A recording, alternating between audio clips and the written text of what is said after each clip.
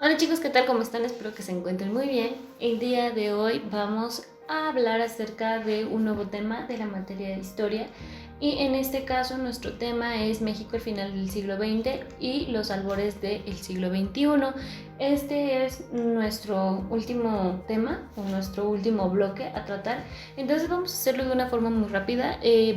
Como tal, esto es la continuación del video anterior acerca de cómo fue que ahora, después de todos esos cambios políticos y las instituciones que ya se habían creado en el país y los altibajos que había tenido México en cuestiones económicas, cómo es que reaccionan ahorita, cuáles son los principales cambios y cómo se ve México en esta situación. Entonces, pues vamos a empezar y espero que les guste.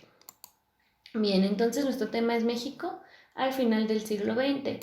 Vamos a empezar a hablar acerca de la crisis económica. Bien, en este periodo hubo muchos cambios y México se vio afectado principalmente por esta crisis, que no solo impactó aquí en México, sino que también fue una crisis que impactó a nivel mundial, pero en México se vieron como más las consecuencias de esta crisis económica. Entre 1976 y 1985 aumentó la deuda externa, lo que causó la devaluación de la moneda. ¿Esto por qué pasó? Bueno, si ustedes recuerdan, México ya tenía una deuda con Estados Unidos y con otros países para empezar a hacer lo que era la industrialización en México. Ya se había generado o también se había logrado como expulsar a aquellas empresas extranjeras que no estuvieran colaborando con el país y se había logrado cierta estabilidad económica.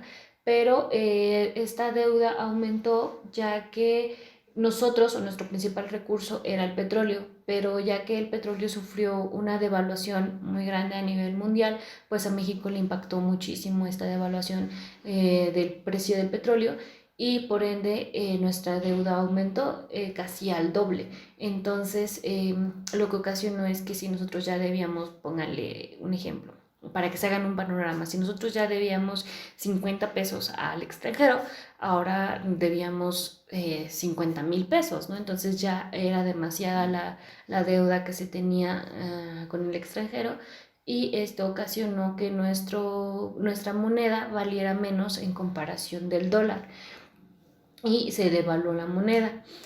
También aumentó la inflación a nivel mundial. ¿Qué es la inflación? La inflación se le va a denominar así a los costos que tienen los productos que se venden, o productos y servicios, porque no solo es productos, sino que también eran los servicios como el agua, la luz, o productos de uso básico que se consumían y estos aumentaban debido a los costos de producción o también de los costos que implicaba la importación o exportación de estos productos. Y bueno, esta inflación no solo sucedió aquí en México, sino que también impactó a nivel mundial y ocasionó que ya México no tuviera tantas exportaciones, ya no pudiera sacar todos sus productos aquí para venderlos en otros países porque esto generaba pues un costo. Ahora también México ya no tuvo tanta demanda en esta situación, ya que en cuestiones como de productos manufacturados, ya que aquí la manufactura era muy cara, entonces los productos eran muy caros en cuanto a su fabricación, implicaban mucho costo, entonces por eso eran más caros los productos mexicanos y pues empezaron a tener más auge productos de otros países donde la manufactura era más económica. En 1982 el gobierno mexicano nacionalizó la banca.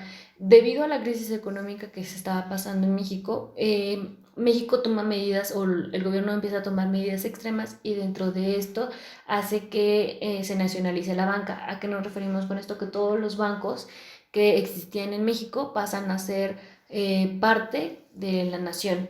Entonces ya eran del país todos esos bancos y de esos bancos es donde se empieza a obtener cierto recurso para sacar a flote al país y es donde México tiene como que un pequeño respiro, por así decirlo, dentro de sus deudas, pero pues sí, la situación o la estrategia aquí fue nacionalizar la banca.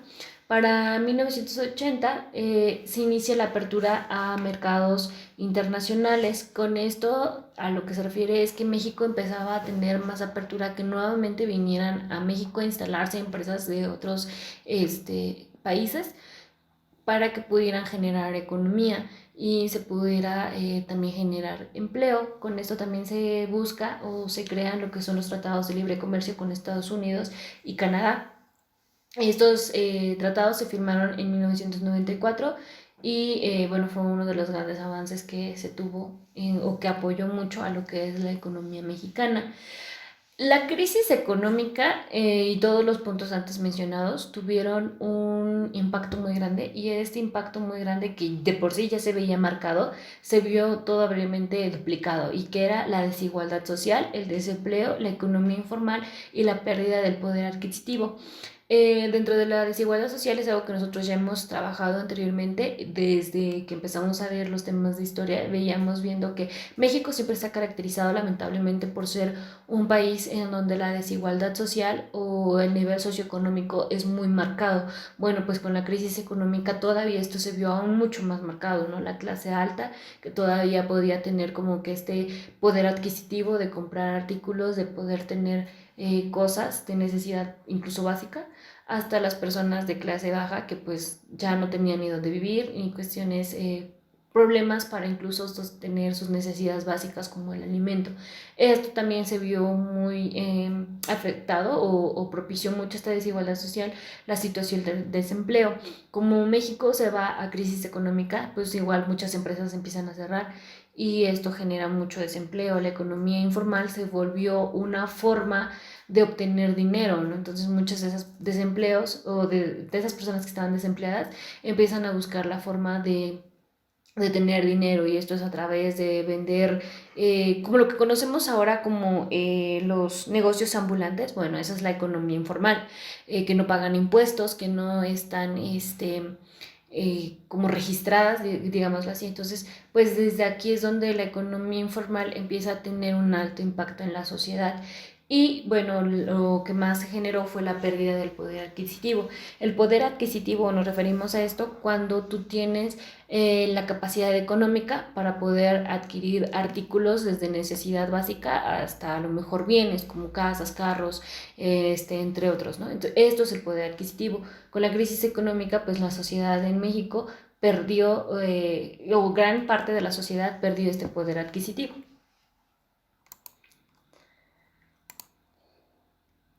Vamos a hablar acerca de lo que es la expansión urbana, la desigualdad y las protestas sociales. Bien, a partir de lo que es 1970 se dio mucha migración interna, generando sobrepoblación en las urbes, porque precisamente como ya no había empleo, teníamos crisis económica, las personas habían perdido su poder adquisitivo, había mucha desigualdad social y económica. Empiezan a emigrar las personas que vivían en poblaciones rurales o comunidades rurales donde no tenían ni siquiera servicios básicos como luz, agua, drenaje. Empiezan a migrar a lo que eran las urbes, las ciudades, por ejemplo, lo que era la Ciudad de México. Entonces, en estas urbes se empieza a existir demasiada sobrepoblación.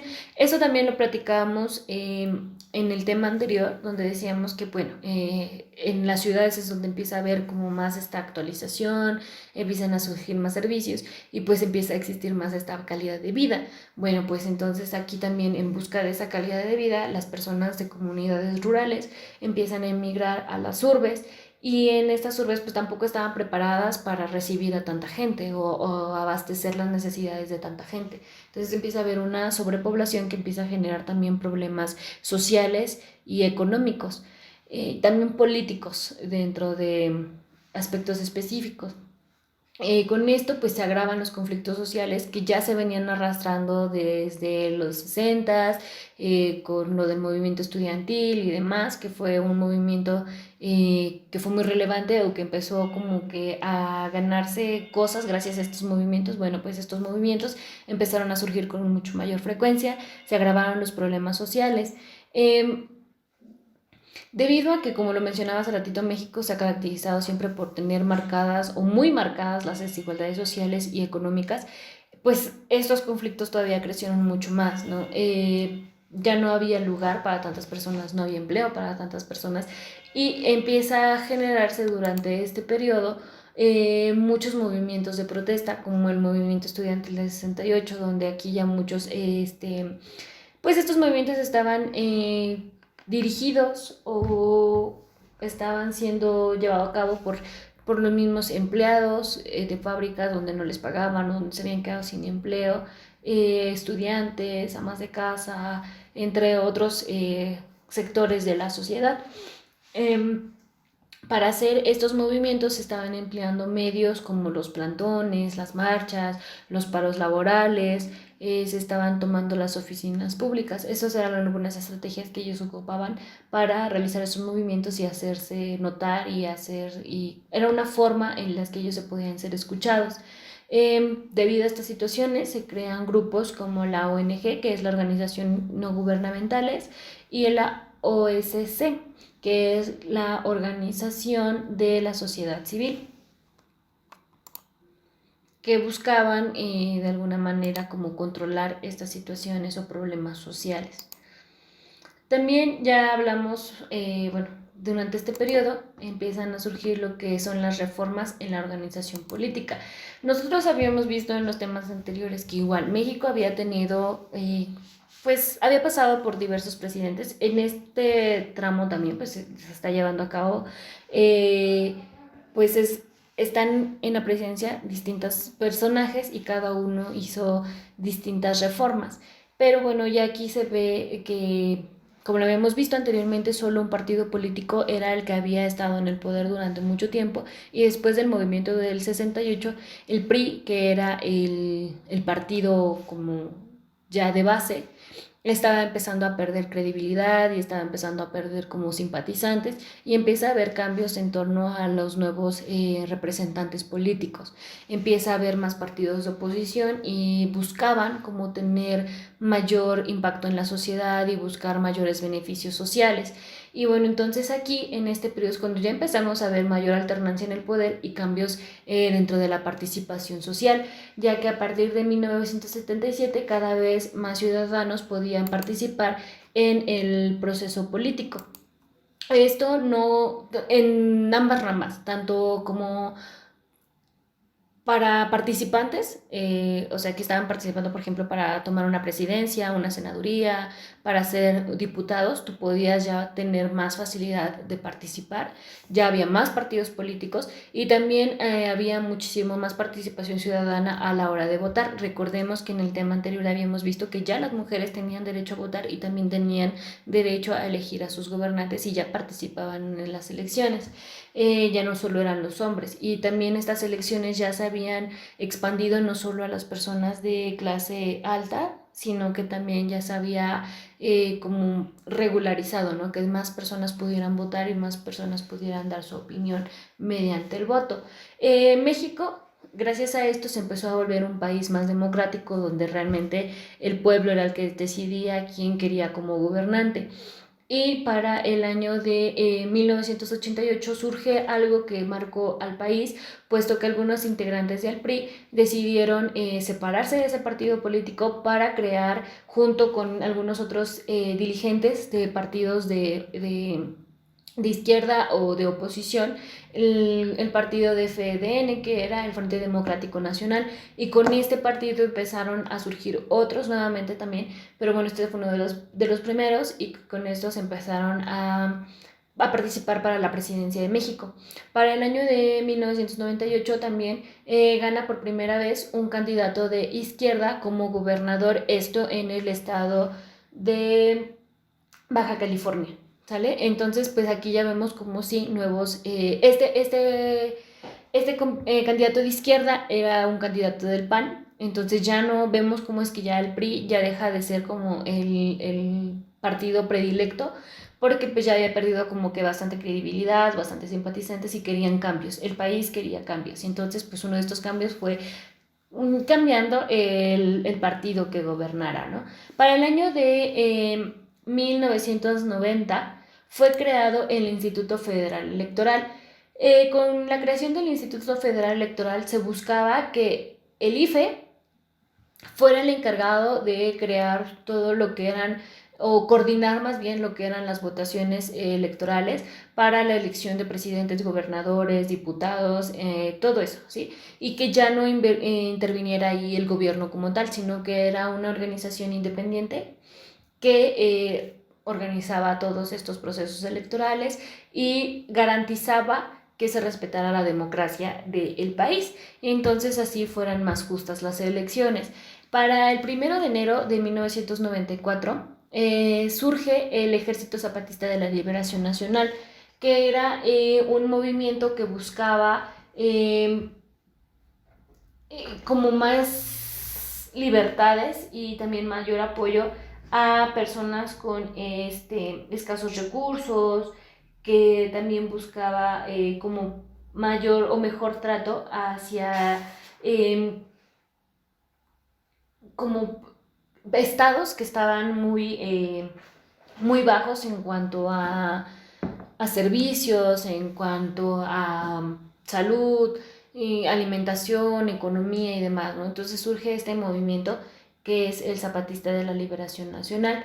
Para marzo de 1994 hay un acontecimiento que marca de alguna manera mucho al país y es el asesinato de Luis Donaldo Colosio, perdón.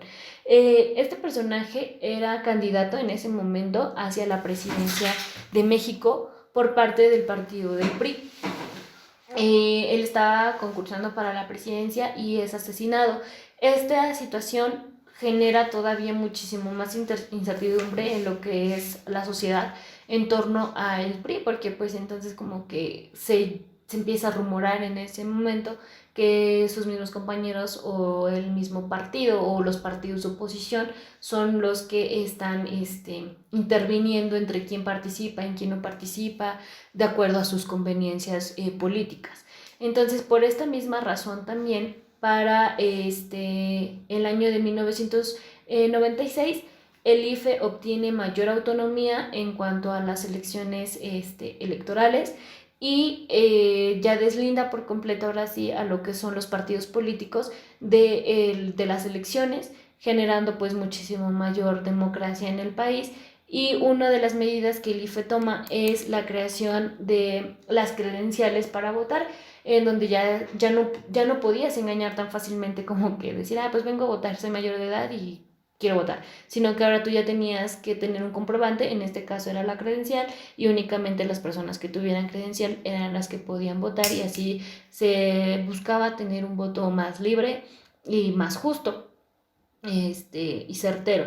Poco después, ya actualmente por el año del 2012, se genera en lugar del IFE, cambia a ser INE, en lo que es el Instituto Nacional Electoral. Las nuevas tecnologías. Bien, no todo es malo dentro de este periodo, si bien México tuvo un periodo de mucha crisis económica en el país, también surgieron lo que era, no solo en México, sino que en otros países con muchísimo mayor economía, países de primermundistas, había surgido la innovación tecnológica, ¿no? Y pues la tecnología innovó en la industria civil, en la industria militar y también en cuanto a la creación o modificación de aparatos de uso cotidiano. En México, estos tipos de aparatos fueron introducidos gracias al comercio internacional que previamente ya se había abierto mediante los tratados de libre comercio de Estados Unidos y Canadá y que posteriormente se fueron abriendo también hacia Europa. Entonces es como empiezan a entrar este tipo de productos a México. Estos productos o esta innovación tecnológica pues tuvo grandes cambios notables y en el país y principalmente beneficiaron a lo que era la electricidad y la adquisición de nuevos medios de transporte y de comunicación, porque pues gracias a esto las urbes que pues ya estaban más pobladas y sí empezaron a tener mayores servicios de electricidad para sus casas, para las calles, y no solo en las urbes, sino que también poco a poco fue creciendo este servicio de electricidad hacia las comunidades rurales.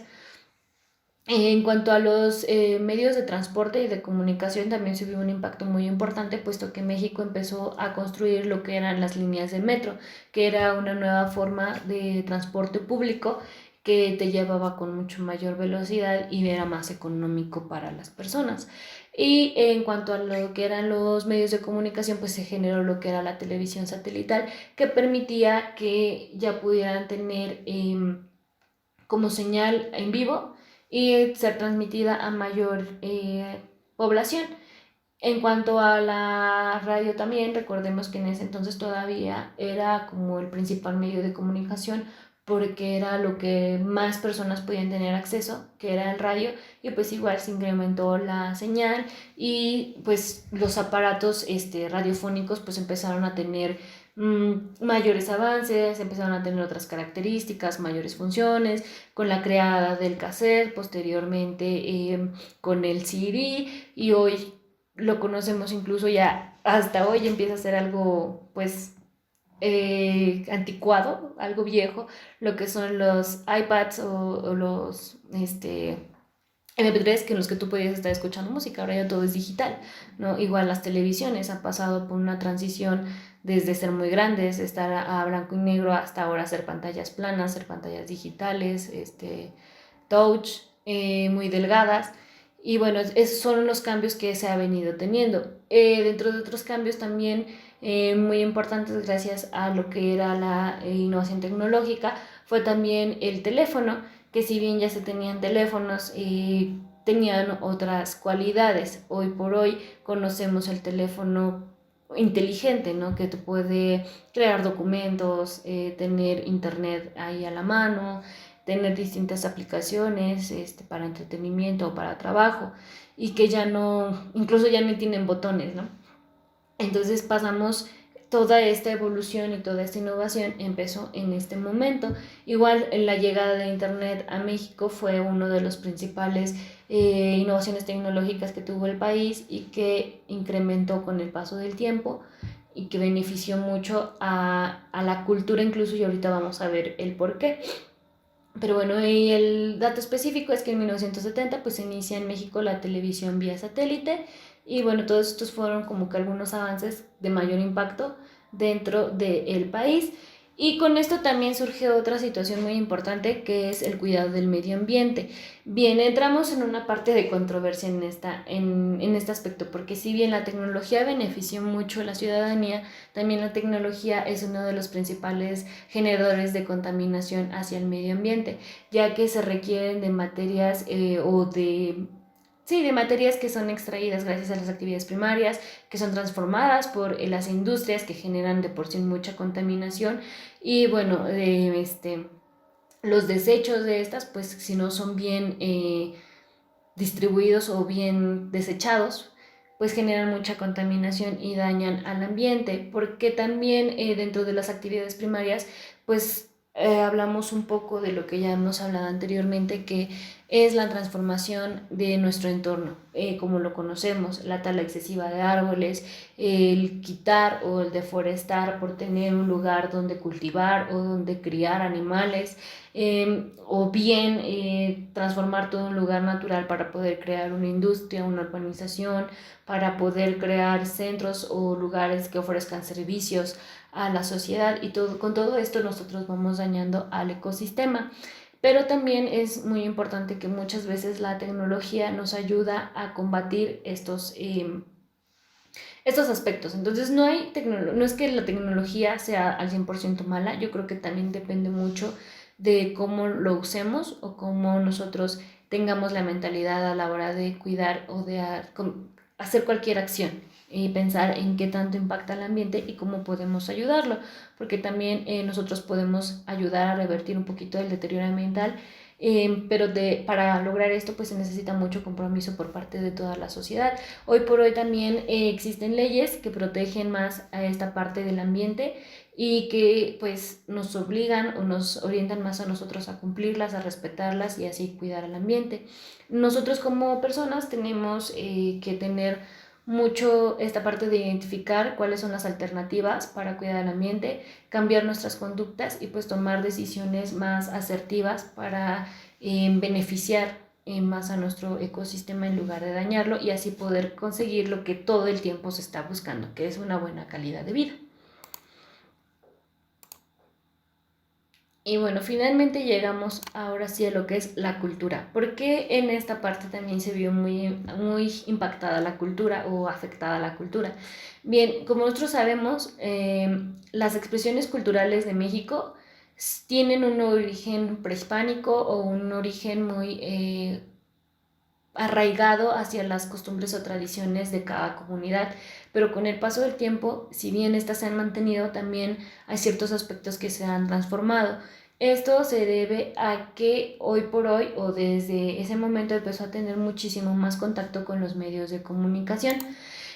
Recordemos que estos medios de comunicación no solo eran el periódico, la radio, la televisión, sino que también empieza a surgir lo que es el cine. Con el cine se tenía mucha influencia de otros países y empieza a mostrarse de alguna manera el estilo y la forma de vida de otros lugares y se empieza a replicar aquí en el país por medio del cine o de la televisión.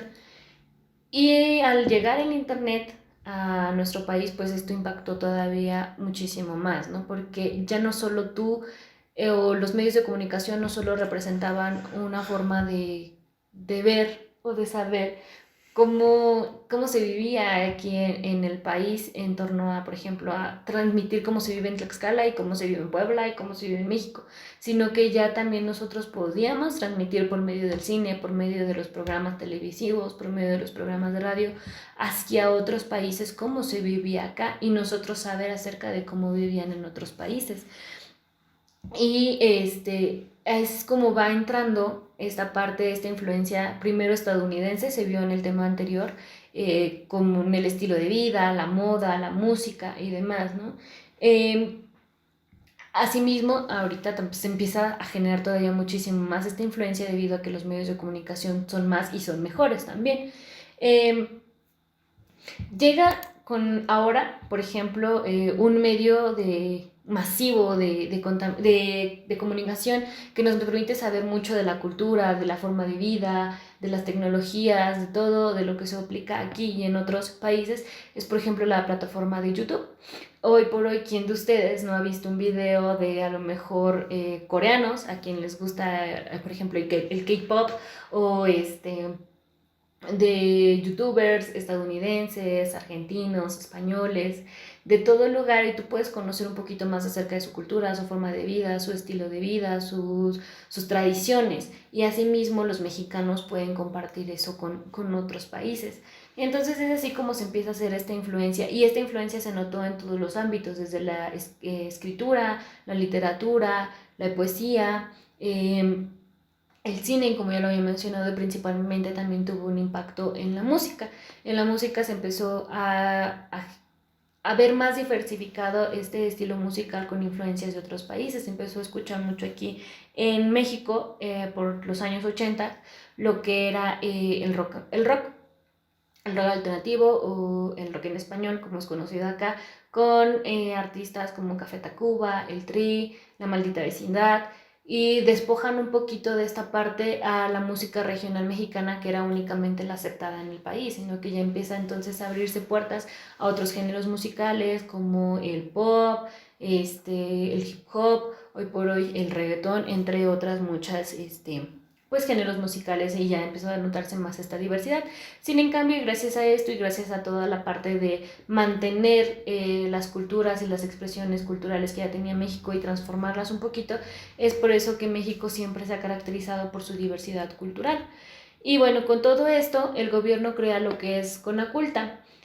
Conaculta se creó en 1988 y se crea con el propósito de promover la educación artística, cultural y la participación social.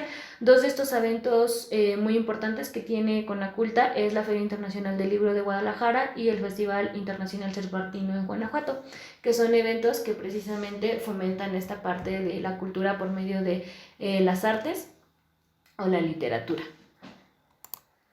Y bueno, hasta aquí es donde llega este tema. Como ven es pues largo, pero pues con temas o puntos específicos muy chiquitos, pero que son importantes de mencionar y de recalcar y pues saber. Y con esto, si nosotros vamos hilando todo lo que ya hemos visto anteriormente, pues llegamos hasta el punto actual en donde pues nosotros ya tenemos mayores tecnologías, tenemos un nivel económico establecido en el país, pero donde lamentablemente pues sí sigue habiendo mucha esta distinción de nivel socioeconómico, ¿no? Y también cultural. Hoy por hoy todavía seguimos viendo a muchas personas que no tienen los medios económicos para poder tener educación, para poder tener una casa propia, para poder contar con todos los servicios y al final poder tener una buena calidad de vida. Pero bueno, espero que lo hayan entendido, que les haya gustado. Y bueno, pues nosotros nos vemos en un siguiente video. Adiós chicos, que estén muy bien.